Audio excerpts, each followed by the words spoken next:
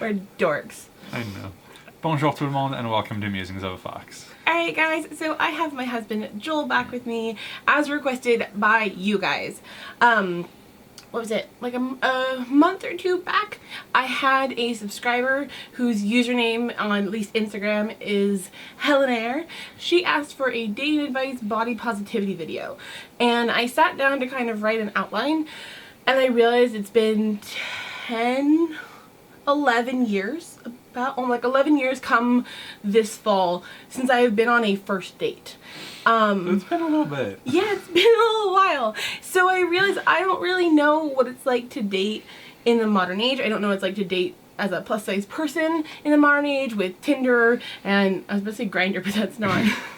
Is there something you need to... Also, I don't know if you'll be a huge hit on there, hon. You're not exactly their type. Maybe if I told them I was a drag queen. But, so I just felt like I didn't have the right kind of advice to give, because the last time I was a single person, I was 18, and I just turned 29. So what I did was I put a post out there on Instagram letting you guys know that he had agreed to film with me, but I wanted to know what you guys wanted to know. So I let you guys ask us pretty much any question, and I got a mix. So what this video is gonna be is a kind of, I feel like it's a couples therapy video. It is a video where we're gonna talk about our relationship, how it started, the issues of being a plus size person, at least my experiences of it, while dating, the kind of issues I had. We're gonna answer some tough, intense questions you guys asked, and then at the end we have some more lighthearted, just kind of sweet, interested in us kind of questions. So it's about kind of like a three-partish kind of thing. I do have a disclaimer before we start that relationships come in all sizes and shapes. No one relationship has it perfectly right. As long as your relationship is healthy, happy, and consensual, your relationship is the right one for you. This is ours. Maybe you'll learn something from it. Maybe you'll be like, oh God, I don't want that relationship. But you know, just, I think it's a good thing to share different experiences. And when you look at me like that, it's hard to focus. I'm sorry. I will not non-verbally affection you further. So anyways, so here's our relationship that is now officially a 10-year relationship. We've been together for 10 years and a month and a few days. And if you want to get through, we've been together for 10 years, 1 month and 11 days. And we've been married since October of 2016, so we've been married for about a year and a half. So take that as you will. So I thought we'd start with a little bit of dating history since, like I said, we've been together for a long time. So I had one high school boyfriend that I dated for a year.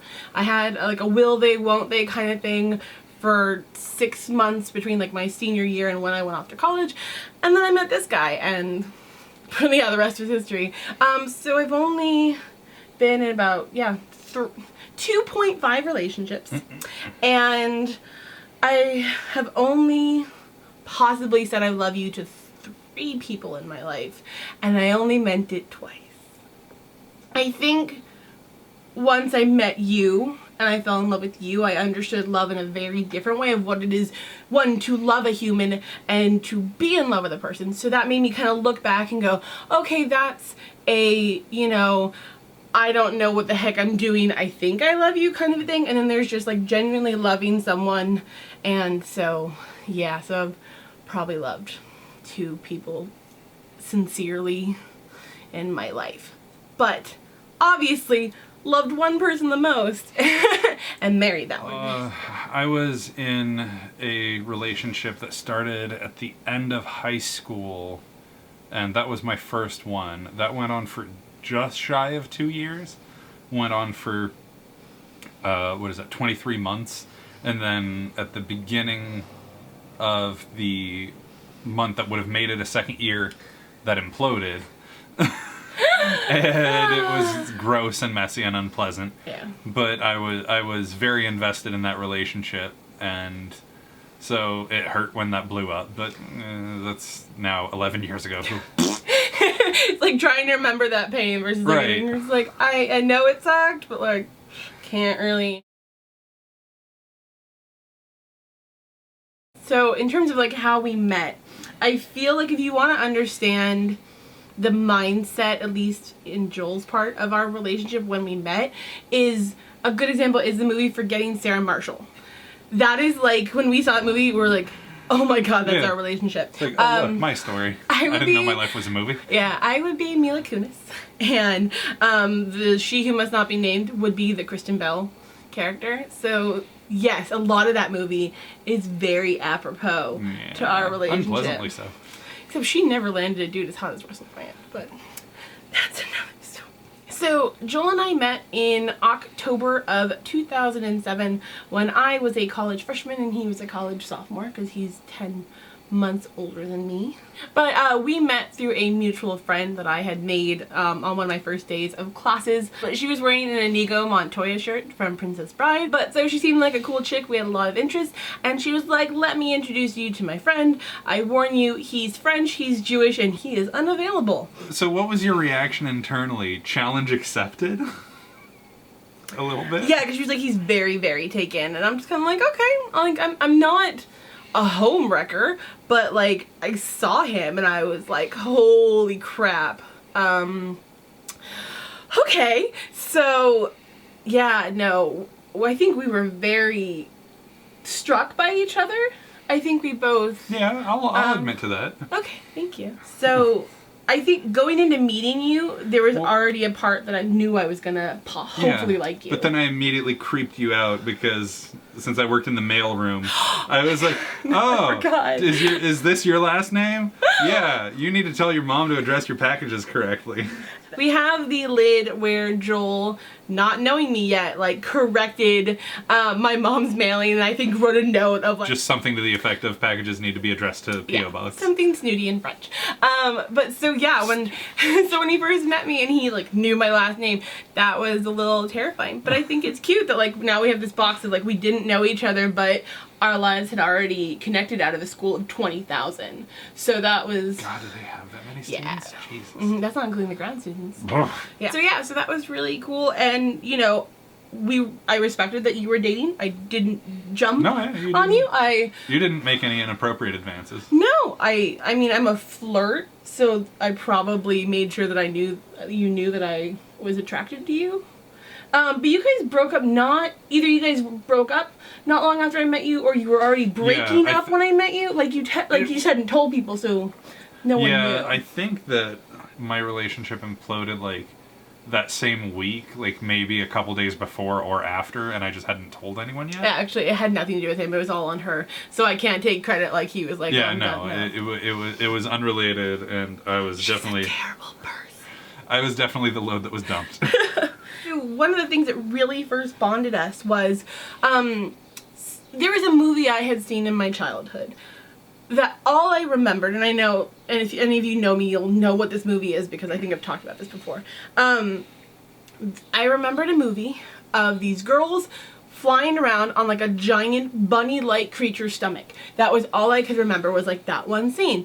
And I've been talking about it for years because I was like, someone has to know what this is. And everyone's like, you're crazy. That sounds weird. That's not... I think the closest I got was someone was like, oh, is that Kiki's Delivery Service? Are you thinking of the girl flying on the broom? And I'm like, no, this was like a bunny creature and this was his tummy. I mean, they got pretty close. Yeah, but like everyone thought I was weird. My parents couldn't remember. So I don't know how it got brought up, but we were hanging out in a group one day and I mentioned this movie and you're like, oh yeah, that's My Neighbor Totoro. And I'm like, excuse me? Like he didn't think I was crazy. He knew what it was.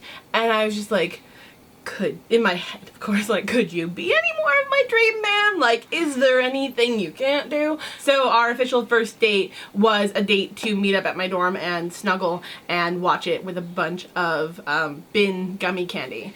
So yeah, that was our first date. And that was really great. And then our first kiss came after you completed, like, the entire game of Guitar Hero? Rock Band wasn't out yet. Was it Guitar? Yeah, maybe. It's Guitar Hero. And so when he beat the game, you gotta kiss. But so, in like full total honesty, so we started dating that November of 2007, but like I said, forgetting Sarah Marshall, just coming off like a long-term relationship, so we ended up breaking up because he just wasn't in the headspace to jump into something serious again. And that was kind of my thing with dating, was I never dated casually. I'm way too much of like an emotionally sensitive person to just have fun and date whoever. I like to date for companionship. So if that wasn't going to be what he was able to do, I was not happy with this breakup. I eventually acquiesced to it, but I mostly realized that like it was just too soon, not that we weren't a good match. So, well, and I also got this weird idea in my head that I wanted to date casually, and then got the very painful revelation that I never even got close to making a first step on that. So I was like, oh, I guess that's not at all who I am in any way, shape, or form, because I would tell myself, is like, all right, well, you know, like, we're gonna try to meet people, and I'm like, but I can stay home and watch movies or play video games. So that I never wound up going out to anything except with you to a couple parties. Yeah. So already I wasn't meeting or interacting with other people. It was with you anyway. Well, that was the thing. I was kind of like, I wanted to give you time. Mm-hmm. So I was just like, okay, let's actually just like learn to be friends first. And we were, and we just naturally hung out a lot because that's what we wanted to do. Mm-hmm. We wanted to be together. It was just dating was a lot. That was a lot of pressure. It was a lot to motivate. I wasn't ready for it immediately out of a relationship. Yeah. And, you know, you kind of think you are, and that's what's supposed to be the rebound, but you're not supposed to rebound with the person you actually want to be with, because that's a terrible idea. Yeah. And so the terrible idea happened for a while. But that's fine, because, like, it really showed me, one, I had never been so devastated from a breakup. We'd only been together 3 weeks, and I felt like everything I wanted was being taken away from me for reasons I didn't understand, because someone wasn't that great at articulating why we were breaking up. He didn't just say, I need time. You're like, this is too good. And I'm just like... Communication has never been, nor is, one of my strong suits. That's certain communications. But, so we just kind of just hung out a lot, and I realized in that breakup period where we weren't together that you were someone really special to me. That no matter what our paths took, I was fairly certain we were going to be in each other's lives. Like, if I just had to be your friend for the rest of my life, that was going to be okay. And I realized, while not being with him, that I loved him and that I was in love with him. And I told you, I told him that while we were hanging out, because I like to make things awkward. Mm-hmm. I told you while we were waiting to pick up your friend, and I just turned to him and I was like, it really sucks being in love with you. It's like, and he was just like, excuse me? This is not something you're supposed to spring on a guy. Fucking not cool. But like, I said it not in like a pressure way of just like, you need to know this is how strong my feelings are for you, because we were in this like kind of nebulous, like we were taking a really long break. Mm-hmm. But we didn't want to not be around each other. So I just needed him to know, like, I have these feelings for you, so you're going to have to eventually sort out what's going to happen. Eventually I did. I think, about like a month later, we were back together. And we actually have a photo from like the day we got back together. Yeah, so we got back together on April 14th of 2008. And we have been together ever since. And he never gets to go anywhere ever again. That's fine. But I think it was good in that I learned that I loved you without putting any pressure on you to love me back. Like, I didn't, every relationship other than you that I've had, my loving them was mostly predicated on them loving me back. I wasn't typically the first person to say it. It was always said to me first, and then I said it back. As like, well, if you love me, then I love you.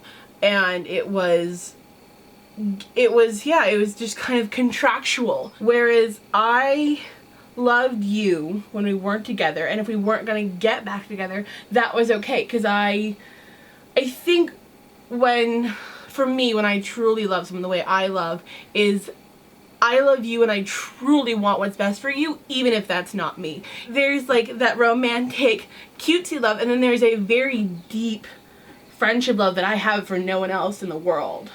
Besides me and my parents. But like, I love you in a way that if like I'm not what makes you happy, even after these 10 years together, I still want what's best for you if that's not me. But please, this is not the video to be like, well, no. Speaking of, No. let me give it this back. But yeah, so I think that's a big thing at the core of our relationship, is that we love each other exactly as we are. So yeah, so that's the story of us.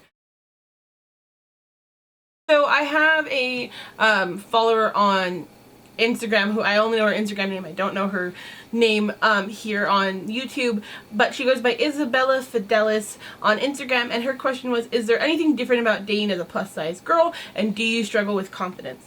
There's always been a nervousness when I liked somebody. Not that like I've just liked people and I've stated my attractions to people. I've never been one to like be coy. It was always known when I liked somebody.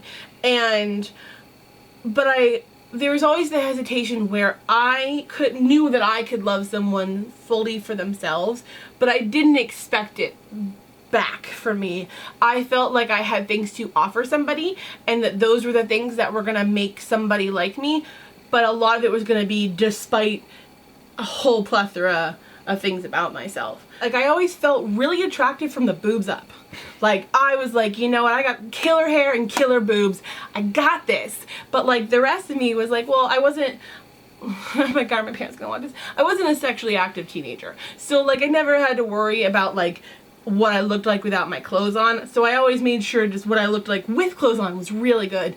But there was always that worry, and that's probably a reason why I wasn't sexually active, because I didn't want to give that vulnerability to somebody when I was in high school. When I met you, no offense, were not as skinny as other guys I had dated with. No, you had a much more average body type, and that made me feel a lot less self-conscious. Around like 200 pounds when we first met. I still weighed more than him at the time, so that was... Well, I fixed that now. But there was a thing, is like in my head, like I'm like, if you're making out with somebody, I'm like, I'm going to crush them, because the guys I liked in high school were stick boys, skinny, scraggly stick boys, and I was like, I'm gonna crush them. So that also, you know, holds you back a lot. And with you, what was it? I used to be so self-conscious that I don't think I really ever saw him without makeup. The first night he ever slept over at my dorm, I got out of bed at like 6 a.m. I washed my face, I brushed my teeth, I put on concealer and like a slight bit of lipstick just so my lips looked a little like rosier. And you woke up and you're just like, why do you have makeup on? When we were watching like The Marvelous Mrs. Maisel, and she does that. Yeah. She gets out of bed and she gets back into bed. And that was something, when I met you, I was not the body positive, same level of confident person. I was definitely, I've always been a very boisterous, confident, not center of attention, but like, I don't mind if the attention gets on me. I like to be on stage, that's fine.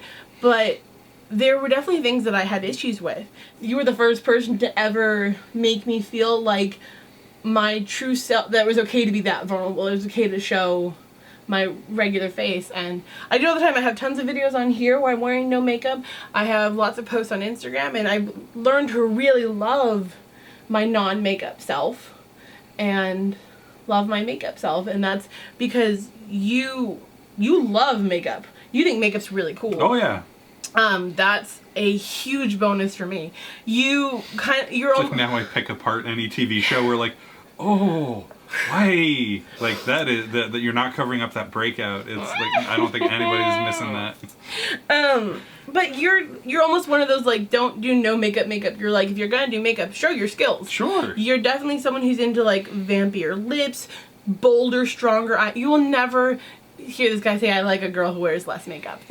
You just like a person who wears makeup properly. I mean, it well done. Feels like Yes, if it's ideally it's well done.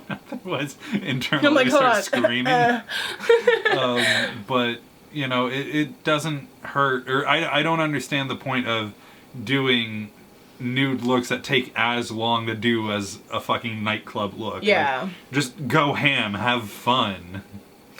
So yeah, so that's why he's mine. But yeah, you've really fostered my freedom of expression. He's one of the reasons I even have a channel.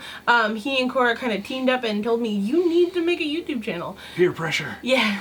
I don't know if it was just my makeup collection got so huge that he was like, hey, put this to use.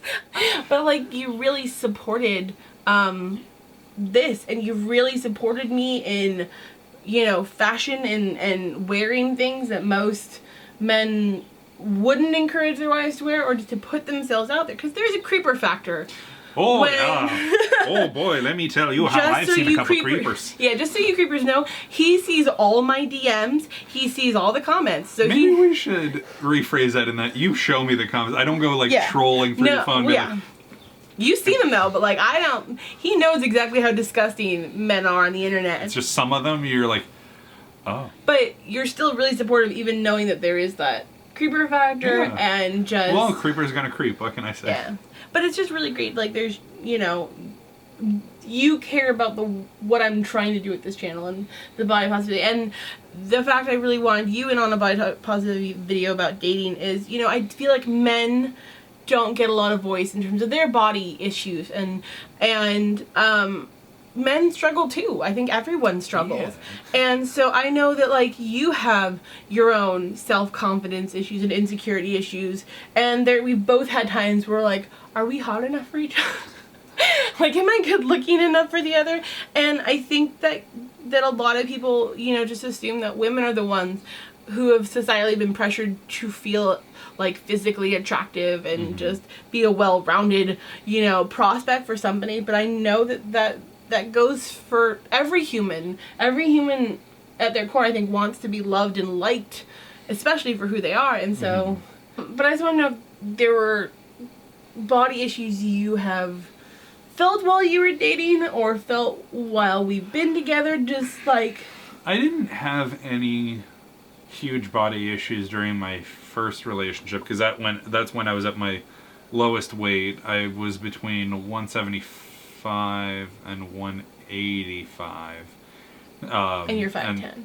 Yeah, over the years I've reached my peak weight at this point, and that's been a huge internal struggle, because I don't want to keep putting on weight, and I like internally I'm sure that it's something I'm doing and that I could fix, but on surface level of my brain at least, I'm like, I don't know why I can't lose any weight, and I'm tired of buying bigger and longer shirts and bigger pants.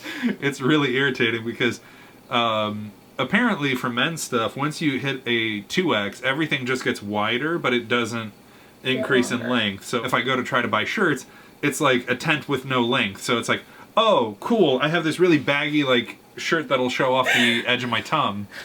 That's totally the look I was going for. Thank you, fashion industry. Or how like women's pants, I know, never, like the sizes are meaningless.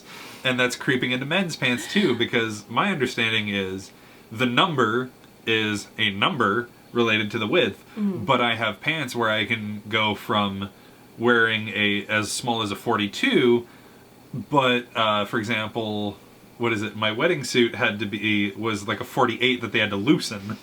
So it's just like, for the love of God, I cannot span a 10-inch range. Like, I have to fit somewhere in between. Welcome to girls plus size exactly, problems. But I'm saying girls plus size problems. I think plus size women are better served than plus size men. I really do. I've been shopping with you, and I now at a mall will have. There's definitely nicer looking stuff for plus size women than there are for plus size men. No, I have Lane Bryant and I have Torrid, which I know to a lot of women feels really restrictive. But with men, you get department stores, and if you don't fit their department store stuff, where do you go? There's no Torrid for men. And so you don't get a lot of the styles that you'll like a shirt in like a slimmer size, and there won't be a plus size male equivalent. And so I think the plus size community as a whole in terms of clothing are really underserved, but women are skyrocketing ahead, and I think men are getting really left behind. So that's definitely, you know what, I think that overall though, I'm okay that there's an industry where women get to be put first. because you know, it feels very much like I'm trying to say, like, you know, what about the men? It's like, men have been put first a lot. It's cool. Like, I don't know. I feel like clothes should be a more gender neutral thing. Clothes shouldn't be an issue for anyone. Yeah. If there is a size needed, it should be available. But that's a perfect world, and let's not even start down there. That's a deep rabbit hole. Yeah. You know, you helped me so much become this really fiercely confident person, to the point that I feel strong enough to try and help others find that within themselves. And I'm hoping that, like, I hope I'm reaching men too who have body positive issues, and like I hope me being confident helps you be more confident. Though I know it certainly helps. Like, if we were not in as stable or as healthy a relationship, I would probably have a lot more issues. I don't think that if you become a body positive person, or you're in a really stable relationship, that you ever don't have bad days. I think the key thing is to let your partner know that bad days happen for you. You try really hard not to let me beat myself up. Yeah, I think it's also because part of what I struggle with is accepting that bad days happen. Like, just in general. It's not just letting your partner know that you're having a bad day, it's also internally recognizing, oh, today sucks. Yeah, it's not that, like, your body suddenly became hideous. You're having a bad mental state day. There are days where I don't look in the mirror before I leave the house for work. I put on things and I go, holy crap, I didn't even look at myself today. And then you have the days where you're just, like, squeezing every little bit of yourself. You're turning around and looking how your back fat looks. So I think we all have days where some are just solid. But what I meant in terms of telling your partner is, like, letting them know, like, hey, I'm feeling crap about myself today.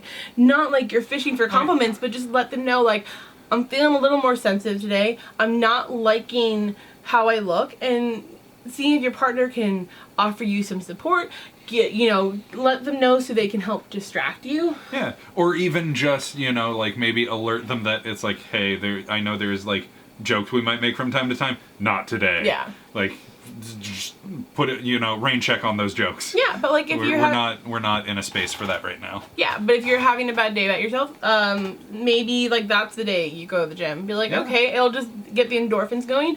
Go outside for a walk. Sometimes I feel like the days that I feel like the most down on myself are the days that, like, I'm not going anywhere. And so then I put on the cutest thing I own and we just get out to some fresh air. Doesn't matter if we're going anywhere or doing anything special, just put on your favorite stuff. And frequently it's just literally around the block so we can move. Yeah, that honestly can be a huge change. But I think people go like, once I get in a relationship and it's really solid, all my self-doubt and worries are going to go away. And that's not true. Everyone has a bad day. I think even the person you might admire most on Instagram and think is the most beautiful has days where they don't feel good enough and they don't feel like they like themselves. And you don't always have to like yourself. I strongly encourage you to always love yourself, regardless of what you look like, because as a de facto human being, you deserve love, and therefore that's not something I will ever waver on. But you don't always have to like yourself. But I think if you're in a relationship, tell your partner you're not liking yourself. Tell them what your worries are, and tell them telling them, oh, no, you're beautiful, that may not be what you want to hear. But telling them and communicating that you're having a crappy day about yourself, giving them the chance to prove to you that they love you in a way that isn't about your physical being, can really help, I think. Like, just simple stuff. Cheer the person up without being like, I am going to fix you. Or just be like, or even just like, if your partner or you find yourself dismissing someone's, like, if you think someone is really attractive and they're like, I don't feel good about myself, and you're like, oh my god, you're so pretty, like, that doesn't help. Really just letting a person feel the way they feel, acknowledging that they feel that way, and either just distracting them from their own head can make a huge change. Sometimes you just hold them, and sometimes that's enough.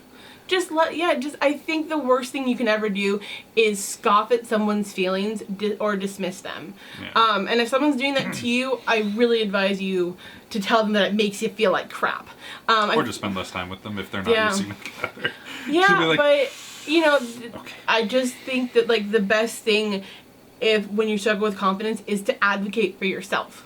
You gotta be your own best friend first and foremost. So if you're feeling like crap and you combine someone that you feel like crap and they're not helping, tell them they're not helping. Give them the opportunity to do better, or give them the opportunity to show their true colors and do that. But I think that's the most I've experienced with confidence, where I'll tell someone, and I've had people pish-posh it, and that's not okay. See, this is what happens when you go to therapy. Just your feelings are valid. The thoughts just may not be true. You can absolutely feel like you're a hideous monster. It doesn't make it true, but it's important that you're feeling that way, and it's important to fix it. So, yes, I struggle with confidence. Everyone does. It's okay. Okay, so now we're going to get into some of the nitty-gritty relationship questions that we got from you guys. How do you remind each other of your love? I think the dynamic of our relationship takes care of a lot of things for us that other people have struggles with. So I want to caveat that, everyone has different relationship issues. But what works for us is a term called interdependency. Interdependency is a healthy form of codependency, if that makes sense. In an interdependent relationship, participants may be emotionally, economically, ecologically, or morally reliant on and responsible to each other. So it's kind of like a co-op relationship. So what happens is, I worry about him and he worries about me. If interdependency works for you, you never have to worry about whether or not the other person cares about you or cares about how you're feeling in a situation, because that's their objective. So I worry about his needs and he worries about mine. That way, neither of us ever feel like the other one's not paying attention and not caring. And these are just simple things of noticing when the other one is down and doing something before they necessarily voice need for help. That doesn't mean on a day-to-day basis we don't express when something may not be apparent, or we can just tell the other one we're having a down day, especially if we're not around each other every single moment. But I make sure that he's in a good place and his needs are taken care of, and he makes sure that mine are taken care of. So I'm not trying to care about two people at once. So it's just anticipating the other person's needs before they start to notice their own needs, and it becomes kind of an issue. And interdependency doesn't work for everyone. I'm not saying this is the secret method. Right, but the secret sauce to a successful relationship. But it is what makes it work for us, because I don't feel like my needs and wants are ever neglected, because that's his main job, as the same for him. So neither of us were each other's priority. It's the two of us. We don't have anybody else taking care of our needs, and so we're not going to do it for each other. It works pretty well, because I'm a person who's fairly bad at taking care of my own needs, but I'm pretty good at prioritizing other people's.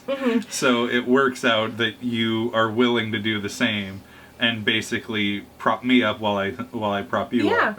I think it's also, that doesn't mean that we fell into this as how we were in the beginning. It comes from a lot of communication. It comes from being very vulnerable and open about what your needs are, so that the other person can learn to anticipate them. You can't just hope that someone magically knows you well enough. But it's it's little things of knowing when the other person needs space, knowing when the other person doesn't need space and doesn't want space, without always having to feeling like you're asking for things. Because I feel like, for me, having to ask to have my needs met was really negative for me, because I wanted them to be met. I wanted that to be my partner's instinctual thing to do, and I think that's why any other relationship I've had has not worked, because all those people operated on being told what I wanted and whether or not they wanted to give that to me. And so I think that's what works for us is you know what the other one needs to feel secure and loved and recognized as a human being. And if you're willing to do that, even if it differs from the way that you want to receive love back, it has to be reciprocal, and there just has to be good communication. So that's really what keeps us. I know I'm his priority because he's my priority. And it has to be an even keel. And that doesn't mean that there aren't days where his needs outweigh mine and my needs outweigh his. But you have to be open and you tell the other person, like, I'm not capable of taking care of you today. And then the person should go, okay, I can do today. I got this. And like, that's a big thing with the grief and depression I'm having now. I'm not really great at taking care of anybody right now. So he's having to take care of me. There's always going to be some level of asymmetry or imbalance because people's needs fluctuate, differ, moment to moment. So like sometimes your partner's gonna need more and hopefully your partner gives that the more that you need, or vice versa. But there's no like cosmic ledger or anything. No, there's not like nobody's keeping track of that book. So another question we got was, how do you deal with insecurity? A perk for us of being together after 10 years is our relationship is not a worry to us. We have a lot of other issues where we're a team and we're gonna face these as a team, and I don't have it's not meant to be a cocky answer. I just, after 10 years, I don't have those same insecurities anymore, because after 10 years you've either learned to communicate and tell the person honestly how you're feeling, and hopefully they've shown you how they feel about you. And if after they've shown you you're still having insecurities, it's that thing of like, if you can't love yourself, how in the hell are you going to love somebody else? Or even accept the love they're giving you? Because if someone loves you and you doubt them and you don't understand why they would love you, that's a lot more about you than it is about even the relationship. Your longest relationship and your closest best friendship should be with yourself. You're with yourself 24/7. You're in your own head. And if you don't love you, then no other relationship is gonna be solid. No one telling you they love you and showing you they love you is ever gonna feel like enough or like you're enough for them. And I think that's just something that comes with time. I remember when we were younger, and especially when you're in college and there's so many people you can meet, I was convinced that I was going to lose him any second. Some prettier girl was going to come along, someone funnier, someone who was better at video games, just someone who was the things that I wasn't, was going to come along and take him. And that's an insult to him, that I felt these things that are kind of superficial mattered so much more than the friendship and like the relationship that we had built. Insecurities come from not knowing yourself enough. But that is a great thing that happens after 10 years. Everything we face, I never worry of whether or not he's going to be there at the end of the day, because that is the basis of my life, is that I have this relationship, and then when everything else crumbles, I got him. And I'm very, very fortunate to have discovered this relationship so young in my life. And I know what a privilege that is. And so I treat it as such. And I put a lot of tender care and work into appreciating the fact that I'm not someone who worries about that. I have a lot of other worries and a lot of other issues. But unless the universe takes him from me, I don't think he's going to go away voluntarily. And that's just a trust I've put there, and I just have too much else to worry about. And I think we both rely on each other that that's not something we need to worry about, because again, with interdependency, you're taking care of the other person, and so I feel like what makes other people leave is not doing that, not taking care of them, feeling taken care of, and so people want to be taken care of elsewhere.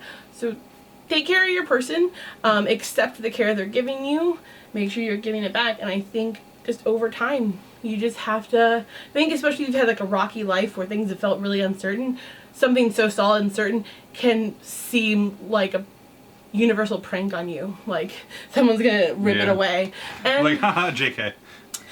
Yeah, we've definitely had that lately where we feel like the universe just super messed with us. Yeah. But we have each other, and after 10 years, if the universe is gonna take him from me, I'm gonna put up a fight. I'm gonna put up a fierce fight at this point. How do you keep intimacy exciting and fresh? I'm not gonna get into like saucy details. I feel like intimacy lags when my self-esteem lags, or how I feel about myself lags, and vice versa. Like if you don't feel great about yourself, it's hard to be intimate and vulnerable with another person. And so for us, it's either going back to our roots and realizing when we were just like crazy young college kids and making out in a car was great, and just either doing the things you used to do, or just making yourself feel really good and seeing if the other person notices that. When I feel down, I get super gussied up and dressed up, and when I really like myself and feel lively, I think it excites the other person to see you so happy with yourself. So I don't think intimacy can happen when you're feeling in a rut with yourself, and that's okay. Like seriously, if you like the jokes of like no sex in marriages or sex all the time, like every person is different. If you have lulls, that's okay, as long as you are still emotionally taken care of.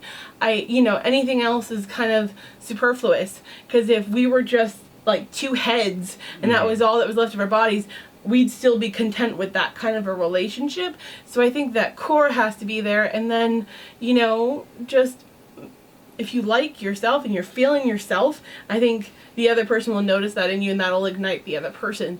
But that's the most PG an answer I can give. Okay, let's get to the light questions. So Grumpy Berry has 2 questions. 1, who is the better cook? And what is your favorite thing to do together? So I warned her that this answer was very simple and hilarious. So do you want to tell the internet who's the better cook? That I tend to catch fire when I'm in the kitchen, so he tend to keep me out of it? Yeah. Yeah. Yeah. Before we ever moved in together, when I was trying to cook and he was supposed to be kind of helping. Yeah, I'm not a great sous chef. He reached over an open burner and burned off all his arm hair, just woof, and up in smoke. It was just my forearm. And lunch smelled really bad. The fact that and it didn't occur to him that reaching over an open flame. No, I thought I was high enough. I'm just like, oh, it'll be fine, I'm raising my arm high enough over this. No, it turns out fire hot. So after that, I just didn't trust him. You trust me to make Spanish rice now, because for some reason that's the one thing I seem to be able to make, and you never like how yours turns out. So I am the cook because he does the dishes, because dishes make me nauseous. I'm also the fry cook. He's also my sous chef when it comes. I do a lot of Chinese cooking from scratch, and I need his help with the deep frying of the nuggets for sweet and sour. So he does a lot of the side things and mixing when I have to go run and grab something, but I don't let him cook by himself unsupervised. I'm generally not left unattended in the kitchen. Unless it's cold ingredients, you'll let me make a sandwich. Yeah, no, yeah. You just don't like how I make a sandwich. That's different. That's a matter of taste, not a matter of me being a hazard. I'm kind of a control freak in that way of I know how I like things. I know how I like things cooked. I know how I like things spiced. And so it's really hard for me to give up that control, because especially I've seen him add ingredients to things, and he'll do 2 shake of a thing where I'm gonna dump a whole clove of garlic into something. And so it's just kind of one of those, I know how I like it, and I like the mental therapy of cooking. I like putting on music or a podcast and just diving in and focusing. And it gives me a really big point of pride to feed people. Her other question is, what is your favorite thing to do together? I actually decided today what my favorite thing is to do together, which is I love driving in a car with you and singing our lungs out. I'm a decent singer. I've done musical theater. He doesn't like his singing voice. I love his singing voice. But my favorite thing is just to crank the music and just sing to our heart's content. And it just feels so good because you forget anything else, or maybe you're really feeling the song and what it's saying, but like we just sing, we'll put on albums and we'll just sing the entire album. We have playlists for long car rides, and then like we'll be hoarse by the time we get to the end of it, like an hour drive, and it's just so much fun. And like we have lots of little things we like to do together, but like that is my favorite, I think. Lately I've been really enjoying just like binging shows with you. Mm-hmm. No, because definitely. I especially shows that we've already seen, like how we've been binging Bones, Mm-hmm. because we talk, like we pick it apart. We're not afraid to talk over it. Mm-hmm. Yeah, I like the way we watch shows together. Yeah. We really analyze and discuss. Thank heavens for streaming, because we can pause stuff.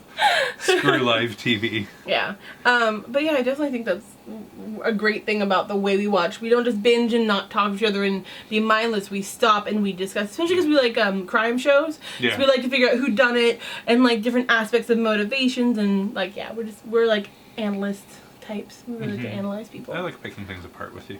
Thank you. Me too. Oh, speaking of pop culture unicorn, I really adore that name. I thought that was going to be some part of the question. Do you have a rule about waiting to watch shows together? Mr. Pop Culture Unicorn keeps breaking this rule. We definitely have some shows that we strongly save to watch together. Especially like the number one show that we would never watch without each other is RuPaul's Drag Race. That would be grounds for a no-fault divorce. Or actually a very faulted divorce. There's a faulty marriage, I want to return it. Yeah. We definitely have shows that we save to watch together because we don't watch live TV. We only watch on Hulu and Netflix and stuff like that. So, there's like no excuse to watch it without each other. But there has been things where one of us doesn't know that the other one is curious, and so like I watched the first episode of Luther while you were on a trip, and I posted about it, and you're like, "Excuse me," and I was like, "Okay," I stopped. I love Drusilla. Yeah. But we definitely have some shows, or we've had shows where one of us will start and the other one will get into it and watch over their shoulder. Yeah. But it really is about communication. Like, we draw the line of like, this is a show you need to watch with me. It'll hurt my feelings if you watch it without me. Because again, we'd like to discuss it. So if one of us has already seen it, and the other person's like not gonna want to speculate. Right. And so, but we have other shows where like I love Riverdale, and he likes to check in on Riverdale and see who's died. Yeah, but I don't have a serious interest in it where it's like, oh cool, I can watch that over your shoulder, like, or you know, like, oh, it's been 10 episodes, what's new? Yeah. So you got into Supernatural that way? I'd watched a few seasons. You haven't really seen the first season of Supernatural. No, I only got in halfway through the second season because Sam was starting to get demon powers. Shh. Okay, no. Spoilers for like 10-year-old TV 14? Does not count. Yeah. But so it's like me trying to spoil, like, so it turns out Vader's Luke's father. That's a little older. It's the same. It's the same so idea. we have shows, and then but Supernatural has become a show that we don't watch without each other anymore. So it's to the point where there's a few shows where we're like Supernatural, we're extremely behind because one of us is frequently not in the mood to watch it. It's not always the same one. Yeah. Turns out I'm usually the one at fault where my moods for TV watching can be really just and you'll forget you like something, then you start watching again and you're like, oh my god, I love this show. Yeah, it'll be like, why haven't I been watching this show? So I think it's really about like communication of what you want to watch with somebody and what they can slide on, what they can't. Yeah. But if he's watching shows where you really wish he wouldn't, you need to tell him and he needs to respect that. That's pretty simple, and give him a show that he can binge without you. Yeah. And then hopefully or encourage him to find another source of entertainment. Like most of what I watch now is YouTube. But yeah, so just try and find them something to steer off, or find your own shows to binge without them. So for our last question, we have Candle Vixen, who asks, what is the funniest advice you got from family and friends about getting married? The thing is, we've been together so long by the time we got married that kind of people considered us de facto married, because if we were in any other state than California, we would have been considered common law. And so to me, the funniest relationship I've gotten was from my dad, which I don't agree with, is absence makes the heart grow fonder. I don't know if I consider that funny. So much as no, because it was not like, great. how can I miss you if you won't go away? It was his other follow up to that, and that's because my dad has a very different relationship style to me. Joel and I lived together, and we had the same major in college, and so we took a lot of classes together, and so we were together all the time, and so my dad would be like, oh, how do I miss you if you won't go away? And the thing is, we don't need absence. We're like the types when like we can easily be apart at parties, we can go do things with other people, but I think that we've so become kind of one that like when we do things without each other and something really awesome happens, it's like, god damn it, I wish he was here to see this, because now I have to figure out how to explain it to you and convey the awesomeness, or I have to take you there myself, and I've already been there, and like we just really enjoy sharing new experiences together. So, you know, being told like, you know, being away from each other makes you fonder, it's like, not really, just makes me really sad and lonely. And like, because, you know, that's the beauty of finding like a really good partnership, is just sharing life together. And so I get really sad when, you know, we worked together when we first moved to the Bay Area. We work in the same office building now, so we get carpools together, and people are like, oh, I could never work with my husband. I'm like, it's the best. When I have a crappy day, I can text you to meet me like outside, and I can get a hug whenever I need a hug. I can tell you that someone's a jerk face, and you go, yeah, they're a jerk face. Like, you get to check in with your best friend sooner than if you work hours apart or have definitely like completely different shifts. So it's like, it depends upon your relationship. For some people, that may be what they need to be away from each other to like make them appreciate the time together. I'd rather just have that time already together. Alright guys, so I know this is a long video, but I just want to thank you guys for even asking us to film together. The fact that you guys are intrigued and respectful of our relationship means a lot to us. I'm trying to bring you guys a Rompers from Multiple Brands video. I'm still working on my tribute to my kitty. I want to talk to my therapist about it before I do it. But I'm really excited. I have a lot of things I'm building into that I think is just going to be like a really positive, awesome video that'll be, yeah, we'll figure out when that one comes out. But yeah, thank you guys for watching. Hopefully you haven't left by now and you're just like, I can't stand them, oh my god. Yeah, we'll see you next time. He won't, but I will. Alright, bye guys.